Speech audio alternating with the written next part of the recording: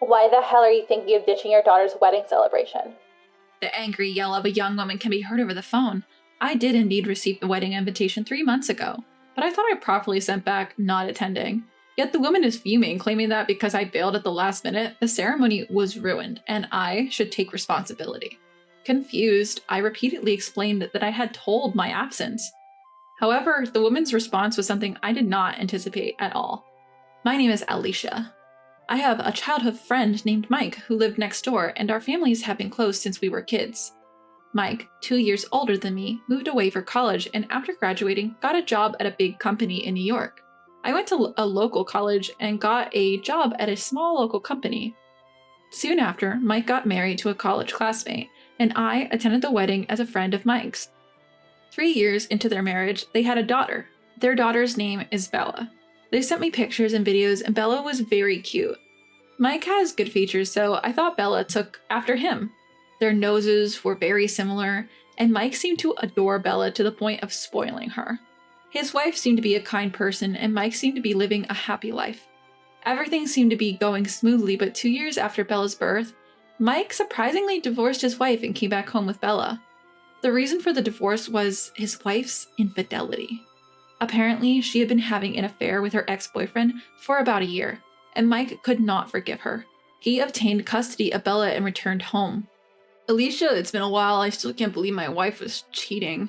I went to see Mike after he returned home, but he had lost weight due to the shock of the divorce and was extremely depressed.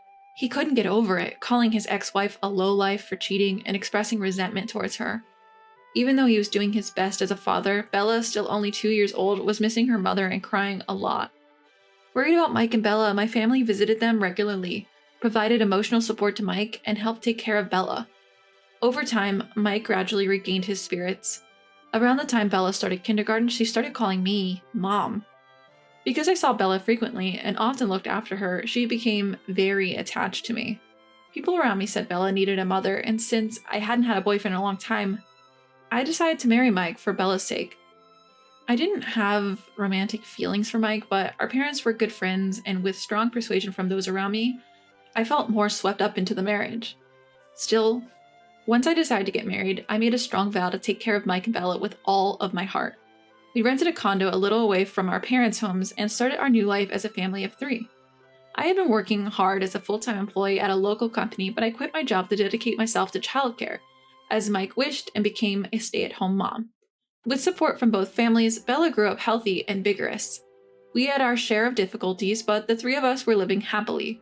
However, when Bella was in 5th grade, Mike had to resign from the major company he had been working for. He was forced to take the blame for a problem caused by his boss at the company.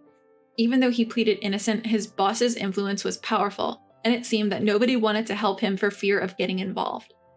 After quitting his job, Mike, who was an excellent worker, was able to find a new job at a small local business in his hometown right away, but his salary was drastically reduced.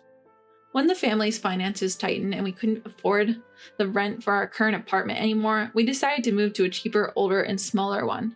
I begged to return to my previous company and started working desperately to earn Bella's tuition. Our parents offered to help, but they were both living on their pensions and barely scraping by every month. Their house is small and there's no room for us to live together, so we can only accept their good intentions. I tried my best to manage our family budget frugally so that the 3 of us could live healthily. But Bella, who knew our previous carefree life, could not accept the gap between that and our current reality and began to take it out on me. "If only Mom could earn more money," she said, and unbelievably, Mike sided with Bella.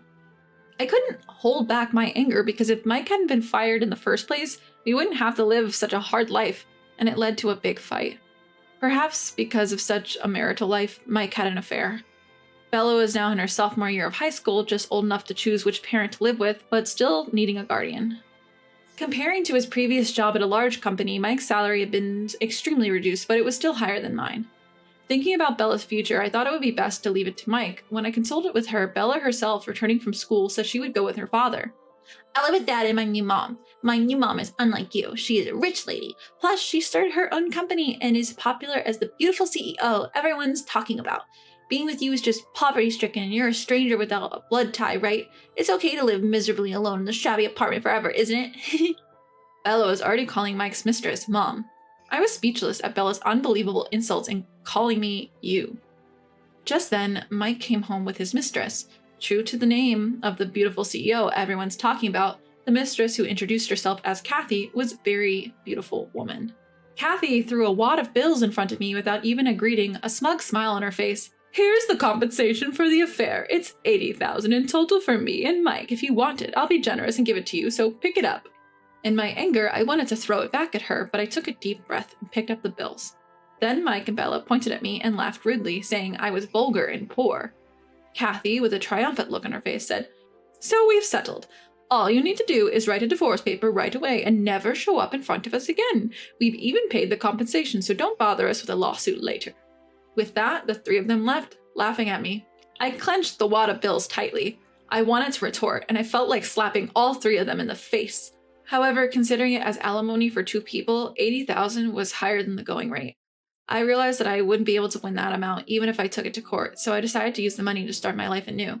And so, 8 years later, I had forgotten about Mike and Bella completely while living a busy life. One day, out of the blue, my parents told me that an invitation to a wedding had arrived at their home. Apparently, it was addressed to me from Bella. When I looked at the actual invitation, the part that said unable to attend had been crossed out and attending was already circled. My parents said that it had been that way from the beginning, and feeling a bit creeped out, I rewrote unable to attend and mailed it back. I could have ignored it, but I thought it would be a hassle for the venue if the number of guests wasn't settled. 3 months later, during work, a colleague told me that a woman claiming to be my daughter was on the line for me. Could it be Bella? When I picked up the phone, Bella on the other end was so furious that she started yelling at me as soon as I took her off hold. How could you ditch my wedding, Mom? I instinctively pulled the phone away from my ear due to her loud, angry voice. Even then, Bella continued to yell. My wedding is ruined because of you. Listen, I don't have a daughter. Can you stop calling me? Huh? What are you talking about, Mom? We're family, right? Forgetting all about what happened 8 years ago, Bella laughed in a high-pitched voice. When I responded with a deep sigh, she started asking for money. Hey, Mom, your company's doing pretty well right now, isn't it? So you must be making a good salary. I'm struggling financially because my husband is asking for alimony. You'll help me out, right? Because your daughter's in trouble? Like I said, I don't have a daughter. If you're having trouble with money, you should talk to your rich and beautiful mom. When I responded like that, Bella started going on and on about how hard her life is now. It all started with a magazine. Kathy, who married Mike, apparently regularly purchases a famous trade magazine in her industry to see how her company is perceived by the public. Then she's noticed that a company had overtaken hers, which until then had been the talk of the town. It was the company I worked for. After my divorce from Mike, I worked tirelessly to forget about my married life. When the CEO said, "You know what social media is? Give it a try," I became the PR person, started being proactive on social media and gaining media exposure. Our company, which had been conducting business honestly in our local area, saw a boost in recognition and sales began to rise. We started to actively hire locals and even started to attract excellent talent from other companies. As a result, sales went up, which attracted more people, and we started to create better products, and we found ourselves in a very good situation. This seemed to be a huge blow to Kathy, and she seemed desperate to surpass our company. However, it wasn't a clever strategy to boost their own sales, but rather by bad-mouthing me to their clients, saying, "A company that hires such a woman can't be good," as a means to pull us down. The staff were shocked that the competent CEO suddenly became emotional and started to meddle in the management with personal feelings. It seemed that many people who voiced their opinions were either demoted or fired. As a result, talented people started to leave Kathy's company, and it was also suspected and avoided by other companies. Before we knew it, a big gap had opened up between her company and ours. Unable to acknowledge this, Kathy began to lash out at Mike and Bella, and it seemed that Bella and the others did not see any value in Kathy, who was not wealthy. At home, it seemed that they were living a life where angry voices were constantly resounding. Unable to bear such days, Mike and Bella would find people who work at the same company as me and say, "I want to start over with Alicia, but Kathy is getting in the way," apparently crying. But most of the employees of the company are locals, and among the new hires there are also people who got fired from Kathy's company.